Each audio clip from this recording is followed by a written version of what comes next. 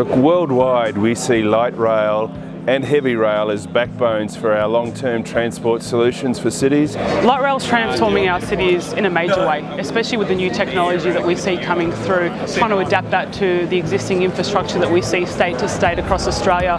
The new technology, obviously catenary free, is a really big deal right now, and it's something that has to be driven through the light rail development system, which I think Bombardier is doing quite well.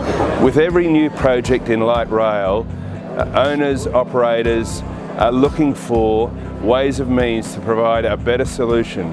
So in fact, with some operators, they're looking at not having a catenary, which from an environmental point of view is a great benefit to the community in those regions. Certainly new technology being brought into operation by the Chinese in Europe and now in some of the operations in Australia will provide a far better solution for all of our commuters. I think in terms of digitalisation for light rail, you really do need to look to the next gen to help us develop a lot of those packages. For example, the Otis, the obstacle detection or automated system that we've got is transforming the way that light rail operates and the way that the driver interfaces, and especially safety.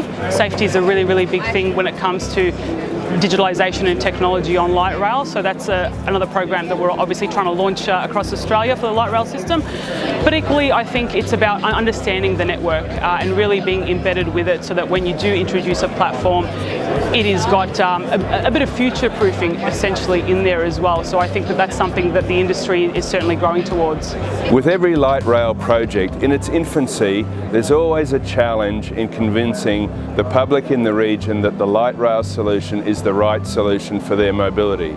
But if you look at examples worldwide, that once light rail is installed, the local community and the commuters look to, well, where else is this going to be expanded to? And Gold Coast Light Rail is a typical example. For us, the Light Rail Conference is really twofold. It's about learning, it's about making sure we're up to date with what our partners and what our competitors are doing certainly, but also being able to kind of show what we're doing as well and what we're doing in terms of bringing world best practice to Australia. And I think we are far and away quite developed in that area, but there's still a lot to learn, and there's a lot more challenges that we're all going to be faced with as an industry. So I think being quite open to it and really just hearing what everyone has to say and what everyone's working on, and then ways to partner with them as well, is really important for us.